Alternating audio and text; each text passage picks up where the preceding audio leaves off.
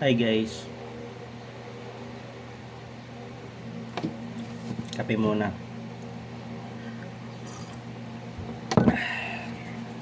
Tapos, habang nagkakape, pag wala kang magawa sa bahay niyo, kung mag-isa ka lang, yung talagang boring na boring ka na sa mundo, yung di mo alam gagawin mo, kung kailangan mo ng kausap, yung kasama, o gusto mong malibang, pwede sa ito, bagay sa ito. Simple lang. Alam mo ba yung mga napapanood sa mga Muslim country, mga India, Bangladesh, Africa, yung mga nagtatawag ng ng, ng ahas,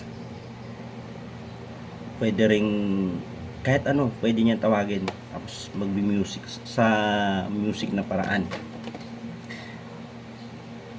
Yung makikita natin sa TV, minsan flute, di ba? Yung kadalasan napapanood natin, yung mga flute na tinatawag yung cobra. Yun po ang ituturo ko sa inyo na tricks para magawa nyo.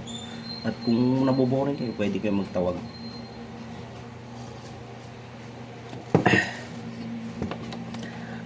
Tsaka tip ko lang, tsaka kaalaman na rin, alam nyo ba kung bakit lagi may mga tali sila sa ulo bago sila nagtatawag ng cobra o kahit anong ahas, kahit anong pwede mo tawagin sa music na yun, yung mga flute, mga ganun, kahit anong ahas pwede mo siyang tawagin. Kaya sila may tali guys, kahit anong tali, basta may mga ganito, mga panyo, kunyari tinatali nila sa buhok nila, di ba? Nakikita nyo yun. Para yun, parang ganito kasi yan. Itong number 1 na kailangan nila bago yung pantawag na flute. Kailangan nila may tali lagi sa buhok. Kahit anong gagawin yung patali guys, makapal man o malaki, basta mapulupot mo sa ulo. Yung paggaganito mo, yan. Yan. Yan. Ganito ang kalalabasan bago ka magtawag ng kahit ano, ahas, mga hayop na gusto mo na pumunta ngayon sa harapan mo, pwede yun. Tuturo ko sa inyo.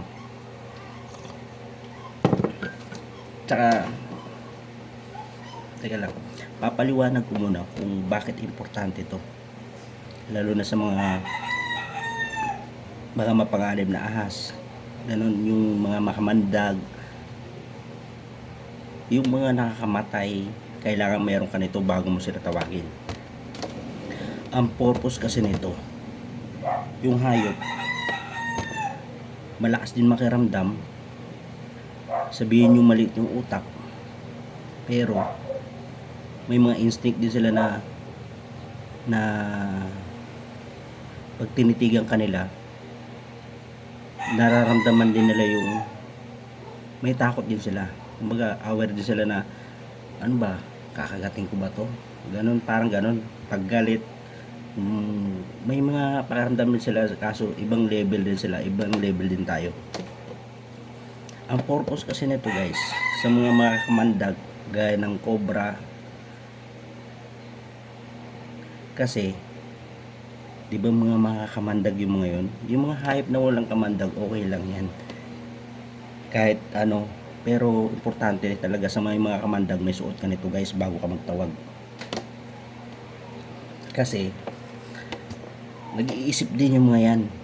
Pag kinagat ka nila, nag-iisip sila na, iniisip nila na kaya mong gamutin yung kamandag nila. Pakiramdam kasi nila manggagamot ka pag merong ganito.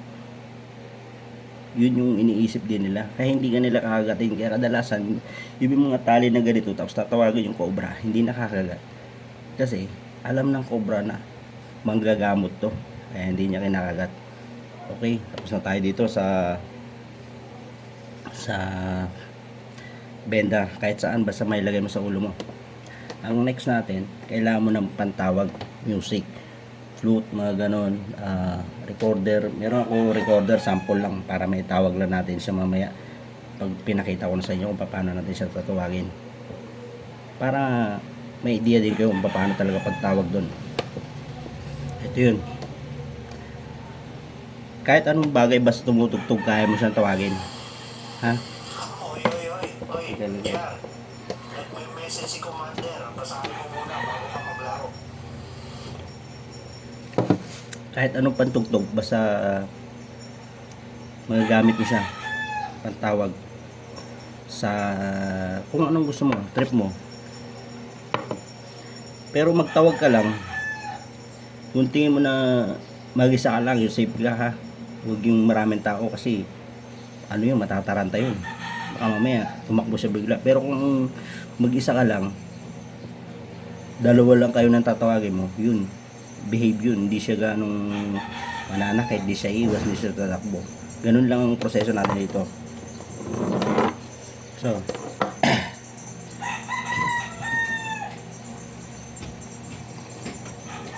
ngayon papakita ko na sa inyo kung paano natin tatawagin. Gusto niyo ba yung medyo thrill, yung cobra, para talagang feel na feel nyo yung matutunan nyo ngayon? At least na-share ko sa inyo, malaking bagay ito. Mas the best to pag mag-isa ka lang, kasi baby yung cobra, hindi siya talaga galaw, magpapakita lang sa harap nyo. Yun ang kagandahan dito. Dapat mag-isa ka lang, solo ko lang, yung wala kang ginagawa sa buhay, para malibang ka. Kunyari, tambay ka, mag-isa ka lang, pwede mo siya tawagin. Pag nasa trabaho, may trabaho ka, day off ka, naboboring ka, pwede mo tawagin. Ganun lang simple, guys. O sige, tuturo ko na sa mga makapanood dito. Good luck na sa inyo. Bahala na kayo kung ano tawagin nyo. Pwedeng dragon, pwedeng mga kaluluwa ng mga kapitbahay mo, chismoso, mga naninira sa iyo, mga basher mo, mga kaaway mo. Pwede mo tawagin lahat yun. Ganun lang gagawin nyo lagi, ha? Focus lang kayo.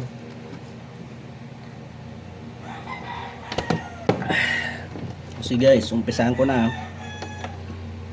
Hindi ako masyadong magaling dito, ilang chords pa lang din naman ang alam ko.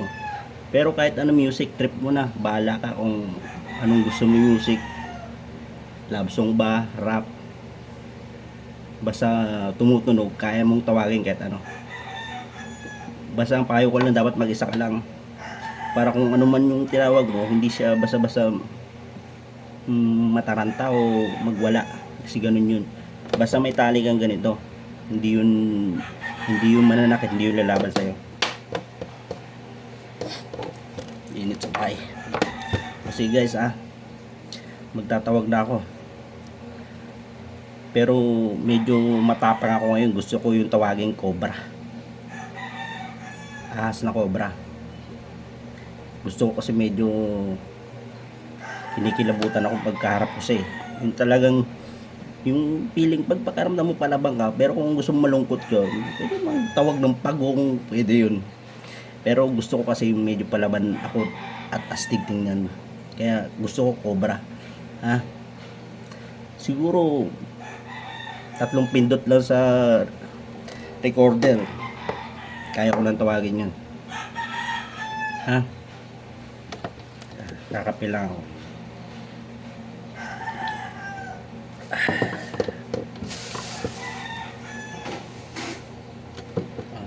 Guys, game na tayo, wala nang atrasan to. Kailangan na natin tawagin kung anong, para mapatunayan sa inyo na totoo ngayon napapanood natin na kaya magtawag ng mga music, utos, magpalabas ng mga kung anong trip mo sa music. Hindi ko pa nalilinisan ito, matagal na kasi itong hindi nagagamit.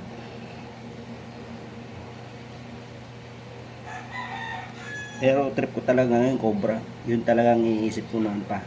Kasi pagka once na nakaka-encounter ka ng mga cobra, feeling ng mga tao sa'yo, tatapang ka, yung talagang palaban ka, hindi yung mararamdaman na under ka. Shoutout nga pala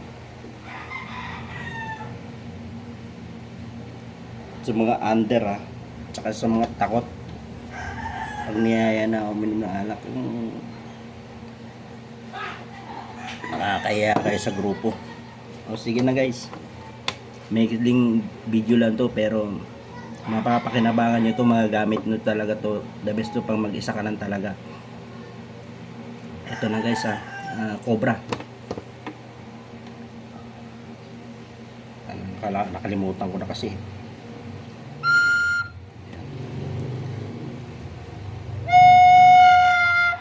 Pangit pag pangit kasi yung tono, pangit din yung tatawagin mo na lalabas. Kailangan smooth, yung talagang galing sa imanasyon mo at saka sa puso mo yung tunog. Kailangan maganda para yung tatawagin mo maganda rin. Kasi pag pangit yung tono, ako, kung tatawagin cobra nga yung katawan, maka mamaya pusa o pagong yung ulo. Kaya dapat mag-focus sa magandang tono.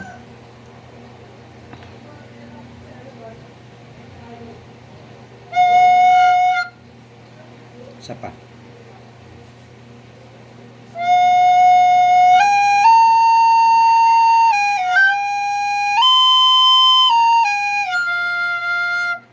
Ayan. Load up na. Ayan na, guys. Ayan na. Ayan na. Isa pa. Lumalabas na yung ulo Lumalabas na. Kailangan maganda.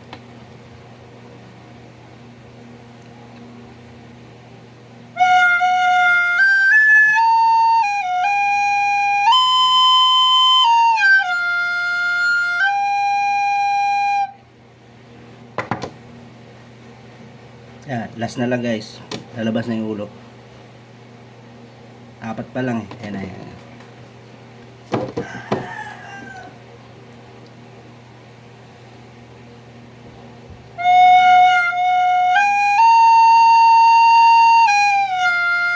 Ay, mali, baka maudot to. Isa pa.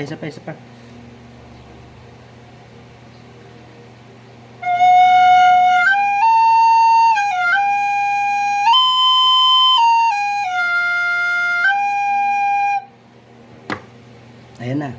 Okay na. Iniisip ko kung hahawakan ko ba to pero hindi to maagat kasi meron akong protection Teka lang.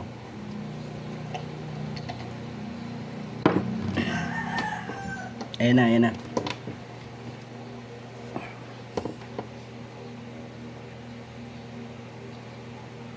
Ito na guys Ulo lang muna. Ano ba? Gusto nyo ba makita? Ulo na o buong katawan? Sige, pakita ko na siguro sa inyo buto. Pag ginawa ko bigla to, baka mangagat to O sige, ito na guys Ayan, medyo kinakabahan ako pero alam ko may protection ako. Hindi ako basta-basta mangagat. Kahit ano guys pwede nyong tawagin kung anong trip nyo. Ito na siya. Ayan. Kita nyo?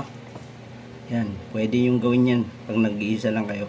Tapos pwede rin yung lahat ng sinabi ko kanina, kung anong trip mo na hayop.